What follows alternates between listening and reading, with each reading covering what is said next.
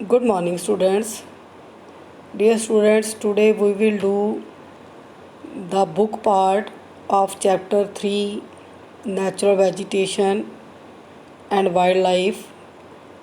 Part A, tick the correct option. So let's start. Part A, question number 1.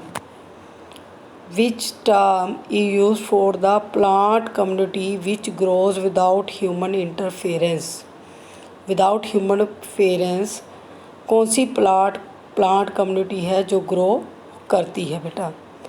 तो देखो, plantation, agriculture और gardening, ये सब जो है ह्यूमन इंटरफेरेंस से ही ग्रो होते हैं. Natural vegetation is the right answer of this question. Natural vegetation grows naturally without human interference. So answer is B. Second question है, which vegetation grows in hot और humid region of the world? World के जो hot और humid reason है वहाँ कौन सी vegetation grow करती है बेटा? हॉट ह्यूमिड का मतलब है हाई टेम्परेचर, हाई रेनफॉल. ये किस वेजिटेशन की फ़ीचर है? आंसर रहेगा इसका ट्रॉपिकल एवरग्रीन फॉरेस्ट. इसलिए ये एवरग्रीन है क्योंकि यहाँ पर खूब गर्मी और खूब बारिश होती है. नेक्स्ट है, most common trees of tropical deciduous forest are. जो ट्रॉपिकल डेसिड्यूस फॉरेस्ट हैं उनमें कौन से ट्रीज़ कॉमनली पाए जाते हैं? तो आंसर रहेगा इसका साल एंड टीक. हर एक वेजिटेशन जो फॉरेस्ट की डिवीज़न हमने की थी उसके जो एग्ज़ाम्पल्स हैं वो हमें लर्न करने पड़ेंगे. तो ट्रॉपिकल डेसिड्यूज़ में पाए जाते हैं साल और टीक. एबोनी और महोगनी जो है वो कहाँ पाए जाते हैं? ट्रॉपिकल एवरग्रीन फॉरेस्ट की एक टाइप है ये, यहाँ पर यही पाए जाते हैं. कॉर्क और ऑलिव जो है वो मेडिटेरियन फॉरेस्ट के अंदर ग्रो करते हैं. और ओक और चेस्टनट जो हैं ये पाए जाते हैं टेम्परेट सॉफ्टवुड फॉरेस्ट के अंदर. तो ट्रॉपिकल डेसिड्यूस वेजिटेशन का एग्जांपल क्या है? Sal and teak. नेक्स्ट है, trees of Mediterranean forest are have. अब ट्रीज़ बताने हैं जो मेडिटेरेनियन फॉरेस्ट के अंदर जो होते हैं और उनकी क्या विशेषता है. दे आर ब्रॉड लीव्स या स्पाइनी वैक्सी लीव्स या नीडल शेप्ड लीव्स और लास्ट है स्मॉल साइज लीव्स. तो मेडिटेरेनियन फॉरेस्ट के अंदर जो पेड़ पौधे पाए जाते हैं उनके जो पत्ते हैं वो कैसे टेक्सचर्ड होते हैं? स्पाइनी और वैक्सी लीव्स और लेदर टेक्सचर के होते हैं. तो ये जो है फॉरेस्ट की विशेषता क्या है? स्पाइनी और वैक्सी लीव्स. क्वेश्चन नंबर 5 है, areas under forest is depleting due to.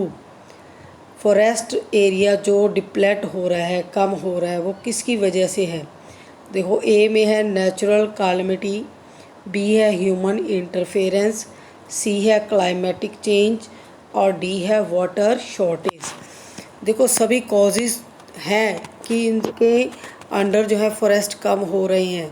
Natural calamity क्या होता है? कोई डिजास्टर आ जाता है, आग लग जाती है, ठीक है, तो नेचुरल कैलामिटी है, पेड़ पौधे को बहुत नुकसान होता है. क्लाइमेटिक चेंज आ जाता है तब भी होता है. वाटर शॉर्टेज है तब भी ग्रो नहीं हो पाते. लेकिन सबसे ज़्यादा जो जिम्मेदार कारण है वो है ह्यूमन इंटरफेरेंस. क्योंकि ह्यूमन क्या करता है? अपनी नीड्स को फुलफ़िल करने के लिए डिफॉरेस्टेशन करता जाता है. तो ह्यूमन एक्टिविटीज़ ज़्यादा बढ़ रही हैं, ह्यूमन जो पॉपुलेशन है वो बढ़ रही है, जिसकी वजह से जो फॉरेस्ट है उसका जो एरिया है वो डे बाय डे डिप्लेट हो रहा है, कम हो रहा है.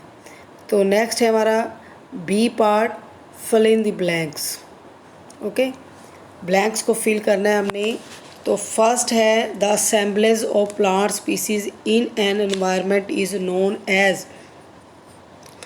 असेंबलेज होता है कि स्टोरेज, यानी कि एक ही जगह पर बहुत सारे प्लांट स्पीसीज पाए जाते हैं एनवायरनमेंट में, उसे क्या कहते हैं? Natural vegetation.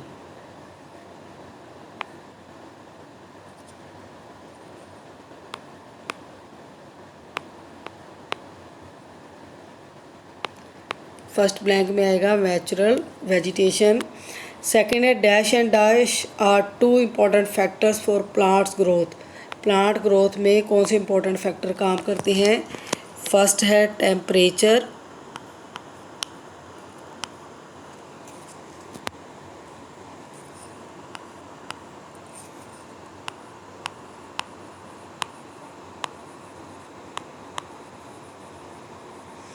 और सेकंड ब्लैंक में आएगा rainfall.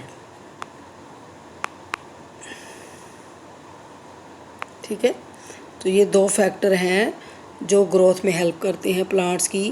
Humus help to maintain dash of the soil, तो क्या आ जाएगा इसमें? Fertility.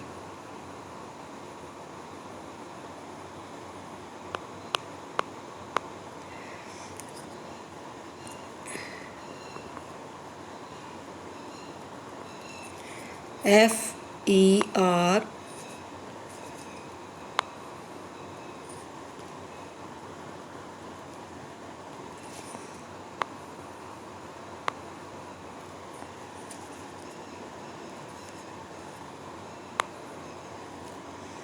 TILIY fertility. Fertility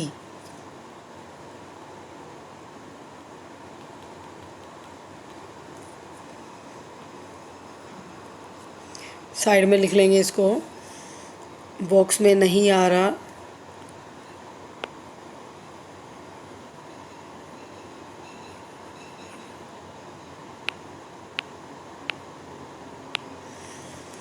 hardwood trees है ब्रॉड लीव्स टू परमिट, क्या परमिट करते हैं? सरप्लस मॉइस्चर के लिए ट्रांसपायरेशन।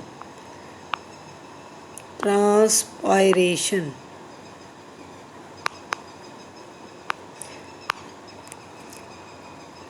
पत्ते अपने अंदर मॉइस्चर को रखते हैं, इसलिए हार्डवुड जो ट्रीज़ हैं वो एवरग्रीन रहते हैं। Teak is the commercial important trees of the dash forest. Teak जो है वो किस फॉरेस्ट की विशेषता है? मॉनसून फॉरेस्ट या ट्रॉपिकल डेसिड्यूज फॉरेस्ट। ठीक है, तो ये हमारे ब्लैंक्स हैं। नेक्स्ट टॉपिक है हमारा सी पार्ट। इसमें भी हम क्या बताएंगे? एप्रोप्रिएट वर्ड बताएंगे, डेफिनेशंस दी हुई हैं। तो पहला है forest which do not shed all their leaves at the same time. Same times पर जो फॉरेस्ट जो है, पेड़ पौधे अपने पत्ते नहीं गिराते, क्या बोलते हैं उसको? Tropical evergreen.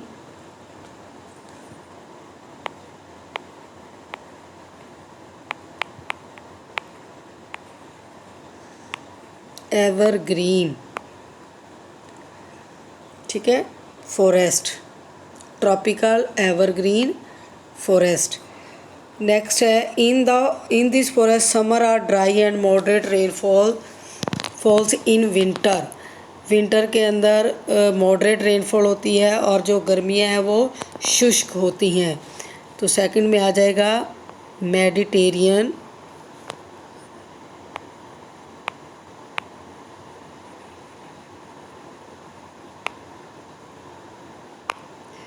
Mediterranean forest, spelling लिख लेंगे इसके पूरे। Conical shaped trees are common in these forest. Conical shape trees कहाँ पाए जाते हैं?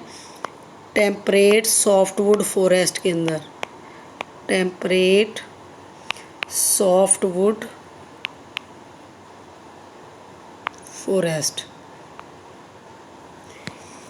Would, WOOD, wood. The act of process of creating new forest by planting sampling. छोटे छोटे पौधे लगाकर जो प्रोसेस की जाती है उससे क्या होता है? अफॉरेस्टेशन, यानी पौधारोपण करके हम नए पेड़ पौधों को उगा सकते हैं। अफॉरेस्टेशन।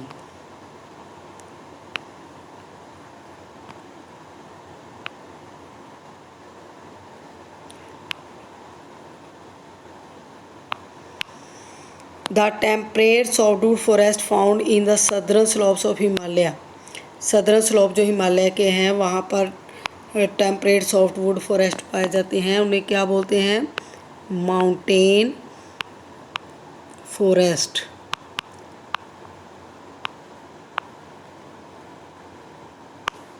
ओके बेटा, 3 parts done in this topic, in this video. So we will meet in the next video. Till then, goodbye.